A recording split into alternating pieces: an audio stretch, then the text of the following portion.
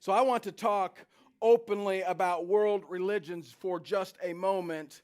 And we have to acknowledge no matter what you believe today, there may be truth, some truth.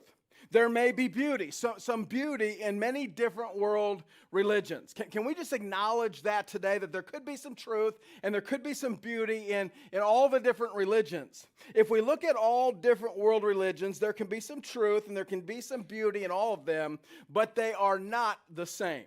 And we have to acknowledge that. They may be truth and beauty in all of them, but they are not the same. To give you just a really brief overview, I want to give you some high points of just a few of the major world beliefs. Buddhism, for example, has no God. Buddhism has no final type of existence. What a Buddhist would believe in is countless rebirths. We are reborn and reborn and reborn and reborn. We might be a mosquito.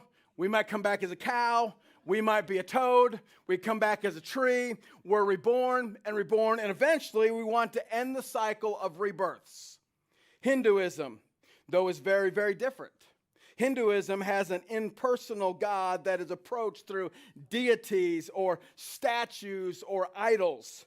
That is very, very different. Buddhism and Hinduism, they do not offer the forgiveness of sins or supernatural help. Only karma. Only karma. In other words, if you do bad things, then bad things are likely going to happen to you. Like the person in the drive-thru in front of me this morning at 5:45 a.m. that got upset and threw 2 bags of garbage out against the drive-thru window and peeled off. If that was you, 2 things. If that was you, number 1, we are glad that you are here today. We would be happy to take your trash if you got more. We've got some places you can put it. Number 2, I hope your day is getting better. I'm just hoping your day is getting better.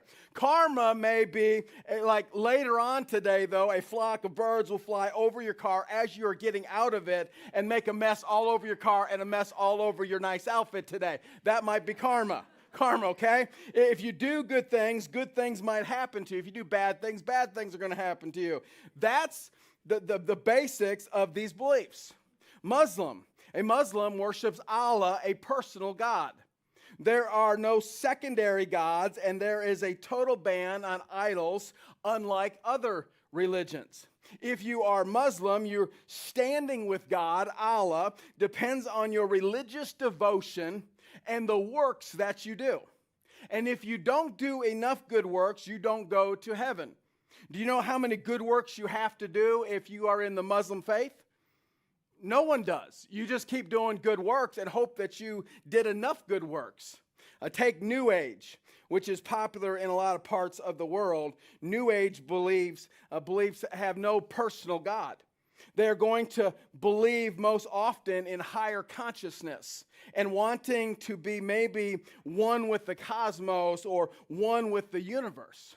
Take Christianity. Christianity has a personal God exposed to us through the love of God's Son, Jesus. He offers the forgiveness of sins. And it's not based on religious efforts or works, but it's based on God's goodness and the works done through Jesus.